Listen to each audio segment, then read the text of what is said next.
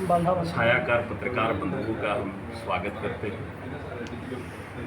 और आज के दिन प्रेस वार्ता में आप सभी उपस्थित हुए, हमने आग्रह किया और हमारी बहुत शॉर्ट आग्रह पे आप सभी लोग आ गए, इसके लिए आपका धन्यवाद। और मैं समझता हूं कि बहुत दिनों के बाद हम ये प्रेस कॉन्फ्रेंस कर रहे हैं। प्रेस कॉन्फ्रेंस करने का 3, 4, 5 प्रायोजन है। सबसे पहला प्रायोजन तो ये है कि कुछ दिन पहले मैं बिहार के मुख्यमंत्री जी से मिला और उसके बारे में बहुत तरह के लोगों को भ्रांतियाँ हुई। तो सबसे पहले तो उसके बारे में मैं स्पष्ट कर देना चाहूँगा कि हम राष्ट्रीय जनता दल के से सांसद हैं और राष्ट्रीय जनता दल के संसदीय दल के सदन में हम नेता भी, युवा राष्ट्रीय जनता दल के राष्ट्रीय अध्यक्ष भी, और जो भी मुख्यमंत्री से मिलने का जो भी न्यूज, जो भी चैनल चलाएं या सोशल मीडिया पे आए, वो बिल्कुल ही सत्य से परे है, बिल्कुल ही सत्य से परे है, जिसका कोई मायने, कोई आधार नहीं। बिहार के सीएम में किसी पार्टी, किसी जात के नहीं होते। बिहार के मुख्यमंत्री सभी के मुख्यमंत्री। और हम जब से औरंगाबाद लोकसभा की महान मतदाता मालिकों ने हमें जब से मौका दिया है, हम हमेशा ये प्रयास करते रहते हैं कि हम अपने लोकसभा क्षेत्र में जो भी समस्याएं हैं, जो भी मूलभूत संरचनाएं हैं, उसको हम कैसे सजाने का काम करें, उस पर हमारा फोकस रहता है। उसी क्रम में हमारी मुलाकात पहले भी हुई थी माननीय मुख्यमंत्री जी से, और इस बार 14 तारीख को भी हुई। 14 तारीख को चूँकि हमारी राष्ट्रीय कार्यकारिणी की बैठक थी, युवा राजद की, 5 बजे तक के टाइम नहीं मिला था, लेकिन 5 बजे के बाद सीएम आवास से हमें टाइम मिला कि 7:30 बजे आपको टाइम मिला है, आ जाइए। और मैं गया। बहुत सारी सवाल थी। एक तो सबसे महत्वपूर्ण था हमारा रोड, जो छकरबंदा से देव प्रखंड के कचरपुर को जोड़ने वाला। वो लेटर मैंने पहले भी दिया था और इस बार गया की दिशा की बैठक में उसका जिक्र भी आया। पदाधिकारियों ने काम करना उस पर प्रारंभ कर दिया। लेकिन मैं जानता हूँ कि सिर्फ लेटर दे देने से ही वो काम नहीं हो जाएगा, उसके लिए हमें बराबर लगे रहना पड़ेगा। और इसी संदर्भ में उस दिन भी मिला तो उस पर चर्चा हुई। मैंने कहा कि 16 से 18 किलोमीटर कच्चा रोड बना हुआ है। कच्चा रोड वो वन विभाग से हमेशा बना हुआ है, वन विभाग की ज़मीन है, और सरकार अगर निर्णय ले लेगी तो वन विभाग की जितनी भी ज़मीन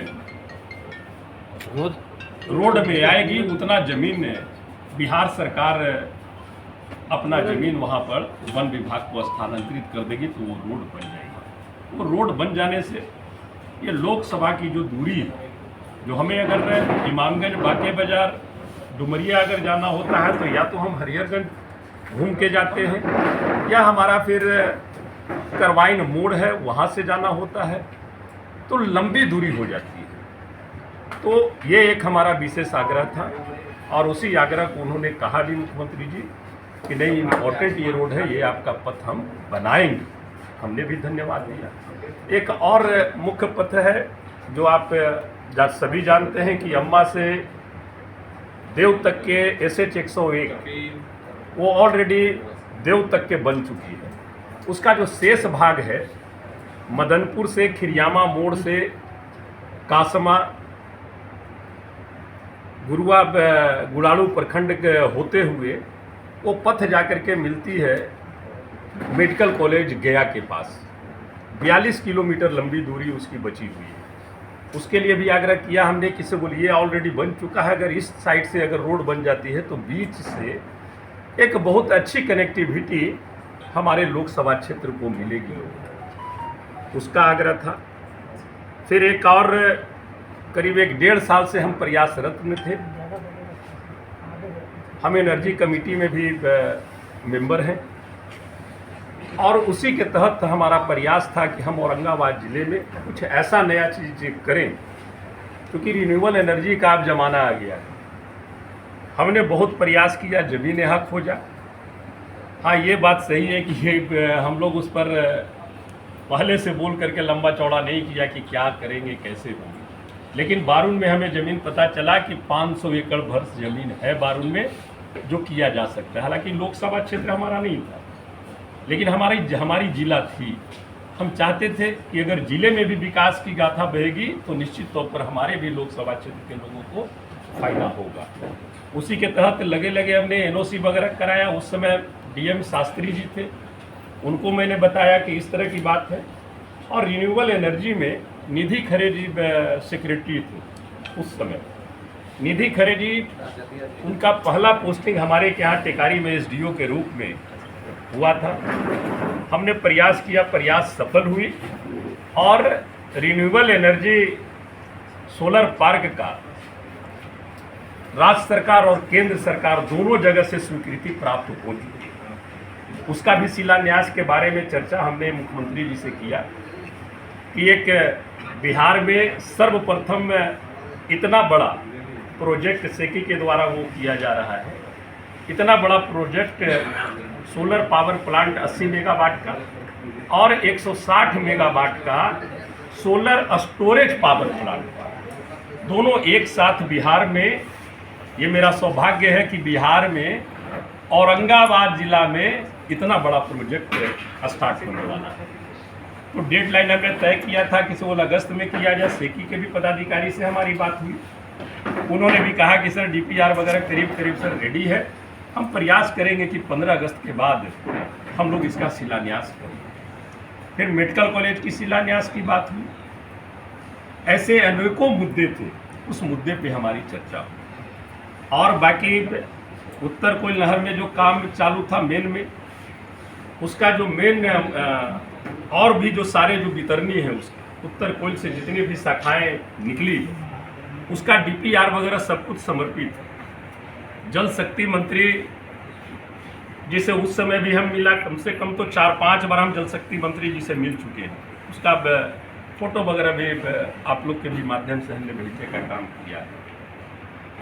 वो डीपीआर कैंसिल सिर्फ इसलिए कर दे रहा है कि वो कहते हैं कि केवल डीपीआर सही नहीं बना हुआ, इसमें 10% 15% बढ़ा के बना हुआ है। हमने माननीय मुख्यमंत्री जी को कहा कि माननीय मुख्यमंत्री जी, इसमें आपकी भी पहल की आवश्यकता है। आप भी अगर केंद्र को लिख करके भेजेंगे, क्योंकि डीपीआर चाहे जितना का भी बना हो, लेकिन काम जितना होगा पेमेंट तो उतना ही होगा ना, मापी के अनुसार होगी। तो ये कोई बड़ा फैक्टर नहीं है। और जब तक कि हम लोग जितने भी शाखाएं हैं उसका टेंडर जल्द नहीं होगा और उसको बनाया नहीं जाएगा जल्दी, तब तक कि ये जो परियोजना है उत्तर कोयल नहर का, इसे बन जाने से कोई लाभ किसानों को मिलने वाला नहीं। तो उस पर भी चर्चा हुई। इन तमाम बिंदुओं पर चर्चा हुई हमारी, और निश्चित तौर पर हमें उम्मीद है हमारा लोकसभा पुनः फिर 20 तारीख से चालू होने वाला है। हमने ये भी कहा कि आप बिहार में सोलर रिन्यूएबल एनर्जी के क्षेत्र में आप बढ़ावा दिए।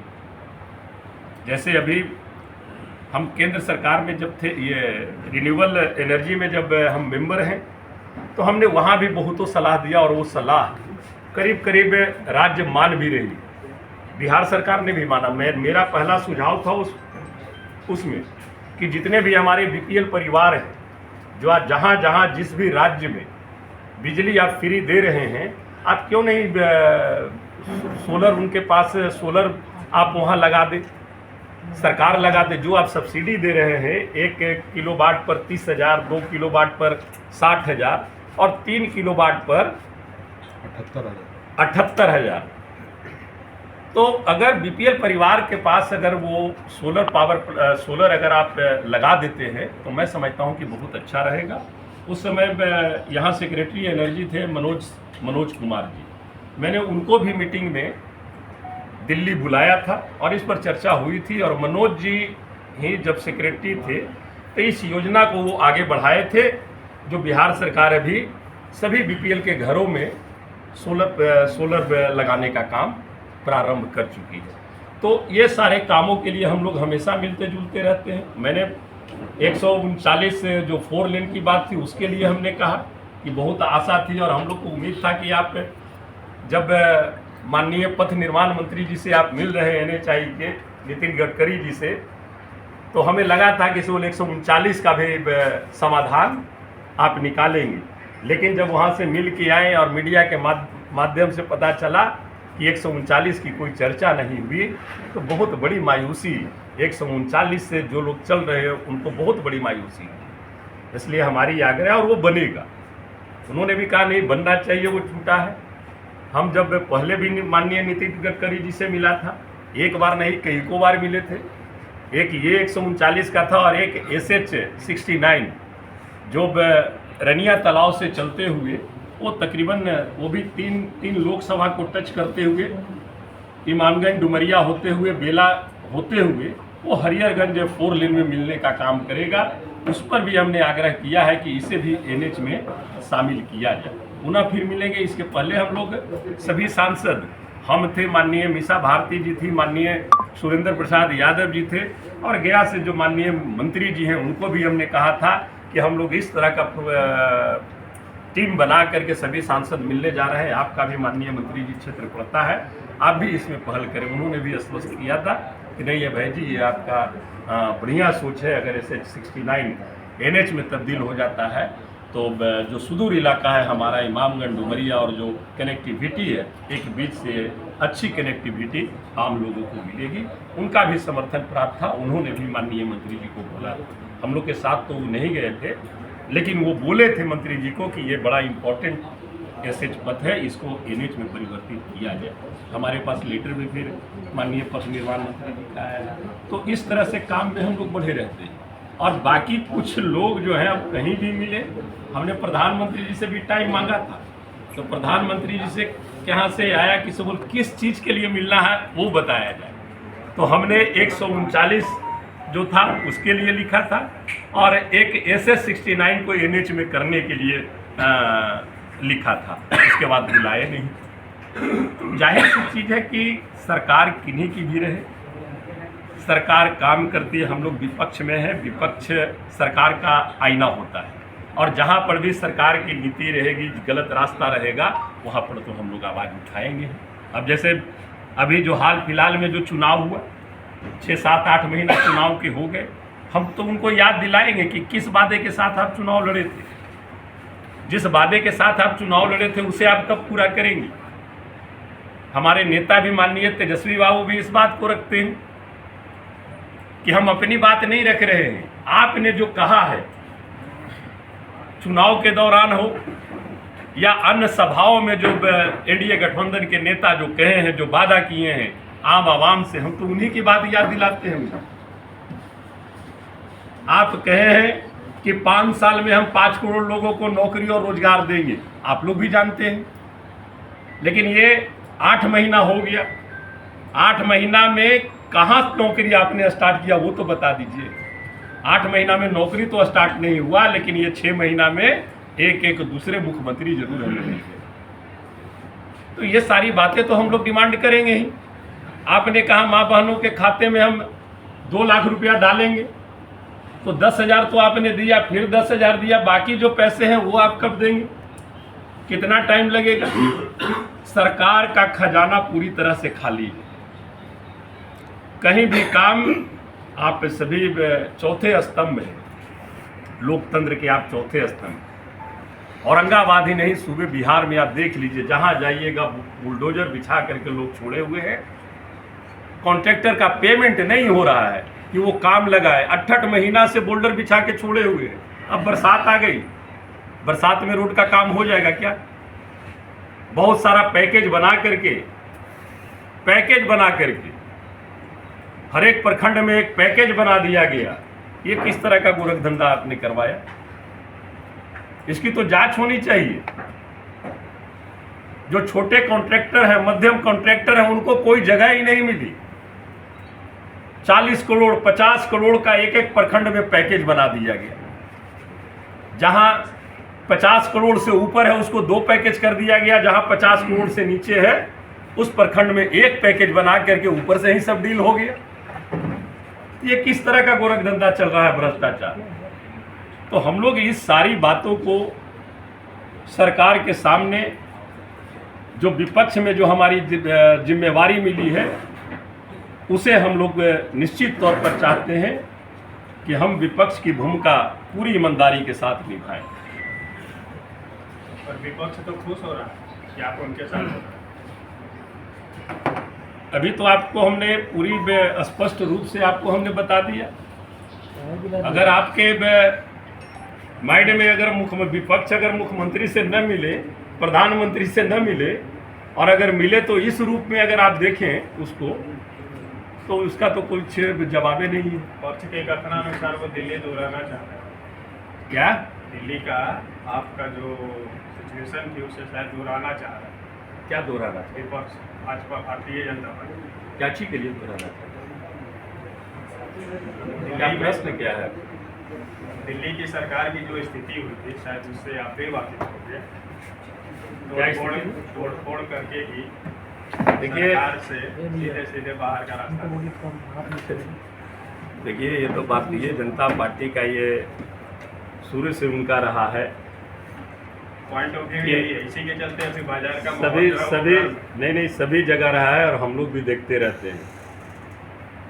मैं निश्चित तौर पर कह सकता हूँ, देश और पूरी दुनिया देख रही है लोकतंत्र की हत्या, संविधान को तार तार किस तरह से लोग कर रहे हैं। टीएमसी के 34 सांसद हैं।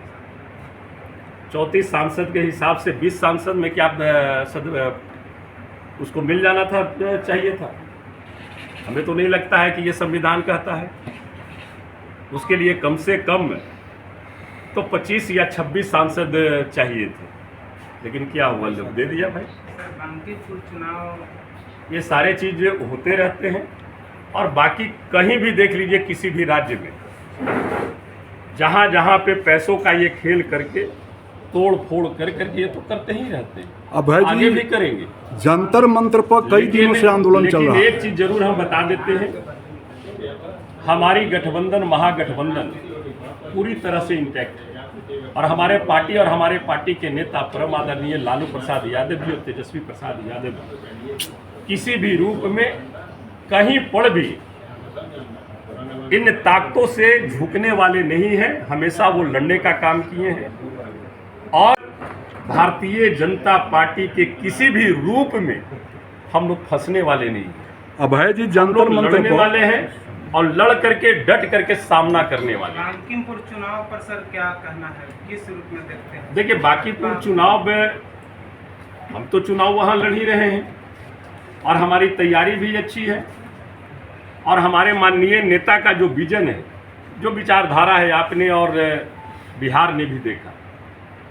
हमारे नेता मुद्दे की बात पर चुनाव लड़ते हैं, हमारे नेता विकास की बात करते हैं, हमारे नेता जो कहते हैं वो करने में विश्वास रखते हैं। अभय जी जंतर हमारे मंत्र नेता पर युवाओं के लिए, आज से पहले जब बिहार में नौकरी की अगर बात किसी ने की, किसी नेता ने, तो आप हमें बता दीजिए सबसे पहले किस नेता ने नौकरी की बात की? नौकरी की बात ही नहीं की, बल्कि जब मौका मिला देने का, तो रिकॉर्ड एक दिन में गांधी मैदान में 2,23,400 कुछ लोगों को नियुक्ति पत्र भी बांटी गई एक दिन में। इसके पहले कोई भी पार्टी, कोई भी नेता या किसी भी राज्य की सरकार कभी नौकरी की बात करती थी क्या? और जब ये नौकरी बांटने लगे महागठबंधन की सरकार में बिहार में, तो आपने देखा कि केंद्र सरकार ने भी पुरानी बोतल पर नया लेवल लगा करके हर एक जिले में कैंप लगा करके नियुक्ति पत्र बांटने का काम केंद्र सरकार ने भी किया। अभय जी उसके पहले काम जंतर मंत्र पर कई दिनों से लगातार चल रहा है भूख हड़ताल, लेकिन केंद्र की सरकार संवेदनहीनता की परिचय देते हुए अनशनकारियों से वार्ता नहीं कर रही है, और जिसके विरुद्ध 20 तारीख जिस दिन आपका लोकसभा खुलेगा उस दिन विशाल प्रदर्शन संसद के सामने है। क्या कहेंगे आप? हमारा पूरा उस आंदोलन का समर्थन है, और मैं कल दिल्ली जा रहा हूं, और 19 तारीख को मैं जंतर मंतर पर भी जाऊंगा, उनसे मिलूंगा। हमारा एनर्जी कमेटी का एक टूर पे हम गए हुए थे लद्दाख, हम उनसे जा करके उनके आवास पर हम मिले थे, क्योंकि इतना बढ़िया वैज्ञानिक है वो। और मैंने उनका एक बंकर देखा, जो बंकर की खासियत क्या थी, हम उनके साथ घूमे हैं भी, वो थे, उनकी पत्नी भी थी वहाँ, सब लोग थे। और हम लोग भी टीम के करीब चार मेंबर हम लोग थे। हम थे, फिर समाजवादी पार्टी से उत्तर प्रदेश से थे, फिर एक ये झारखंड से थे, ये चारों लोग हम लोग गए थे। और उन्होंने एक बंकर ऐसा बनाया है कि बाहर में -15 डिग्री रहेगा तो उस बंकर का तापमान 5 डिग्री रहेगा। ऐसे बहुतों सारे सोच उनके हैं, उनकी बातों पर अभी तक के सरकार, केंद्र सरकार का कोई भी ध्यान नहीं जाना। ये बड़ा ही दुर्भाग्यपूर्ण है। मुख्यमंत्री से कम जब से मिले कम केंद्र सरकार को उनसे जा करके वार्ता करना चाहिए था, अपनी टीम भेज करके वार्ता कर करके, और उसके बाद उनके अनशन को तोड़ाने का काम करते। मुख्यमंत्री से जब मिले आप विकास के मुद्दों पर, लेकिन चर्चा है, पूरे हंगामा है बिहार के अंदर बुलडोजर और एनकाउंटर राज और फर्जी मुकदमों का। क्या इस विषय पर भी चर्चा मुख्यमंत्री से हुई आपका? नहीं, इस पर हमारी कोई चर्चा नहीं हुई, लेकिन ये चर्चा जरूर हुई। ये चर्चा हम लोग जरूर करते रहे, आपके माध्यम से बोलते रहे कि जिस तरह से इनकाउंटर होती है तो सरकार की जवाबदेही बनती है कि जो भी तथ्य है वो आम आवाम के सामने, बिहार वासियों के सामने सच्चाई को रखें।